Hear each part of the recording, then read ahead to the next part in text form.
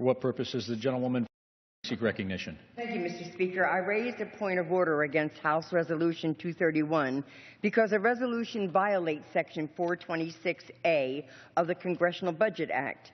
The resolution contains a waiver of all points of order against consideration of H.R. 1732, which includes a waiver of Section 425 of the Congressional Budget Act, which causes a violation of Section 426A. The gentlewoman from New Jersey makes a point of order that the resolution violates Section 426A of the Congressional Budget Act of 1974. The gentlewoman has met the threshold burden under the rule, and the gentlewoman from New Jersey and a member opposed each will control 10 minutes of debate on the question of consideration.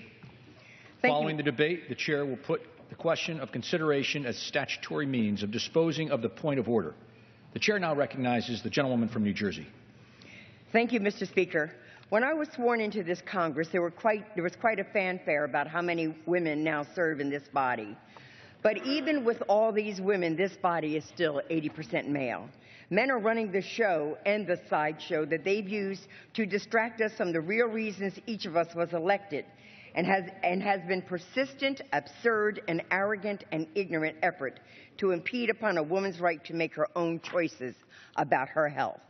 We have wasted, absolutely wasted, taxpayers' dollars and valuable time here on the floor of the House again and again and again, trying to legislate away something our highest court confirmed years ago.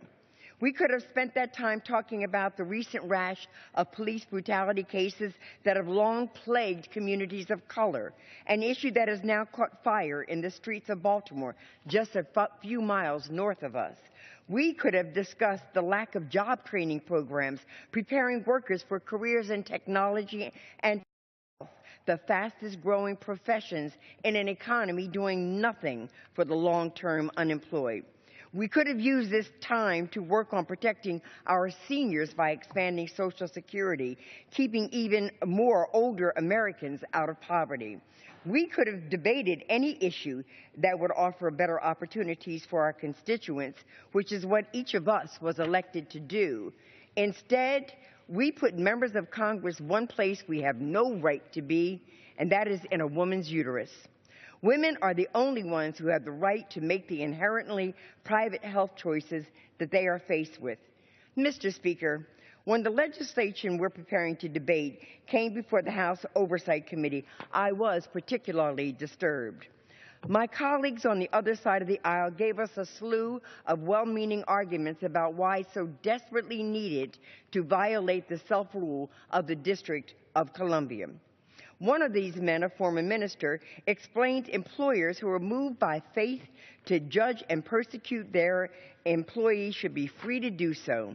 He went on to say that employers should have every right to freely exercise their faiths, and that the district's effort to ensure employees don't lose their jobs because of in vitro fertilization or birth controls or any other reproductive health care choice was part of a continued attack on religion. One thing that is particularly wonderful about this great nation is that we offer everyone a right to have an opinion. And as a mother, a grandmother, and a devoted woman of God, I couldn't help wondering how men who are so very adamant about forcing mothers to have these babies could refuse to ensure they have access to care. The same folks calling for bills like this one have called for cuts to programs across the spectrum that would give these children mothers access to education, access to healthy meals, and all kinds of tools to ensure they're not stuck in the cycle of poverty. So once they funneled women into the path that brings the child into the world, my colleagues were prepared to say, God bless you, and walk away. Mr. Speaker, the legislation this rule would force us to consider is absolutely wrong. It violates the will of the district's voters. It violates the privacy and the rights of women. And most relevant to this point of order, it violates the rules of this body for interference in state and local governments. It is now my pleasure to yield 3 minutes or as much time as may be consumed to someone who recognizes just how awful this legislation is, and the only member whose constituents will have to deal with the outcome, the gentle lady from the District of Columbia.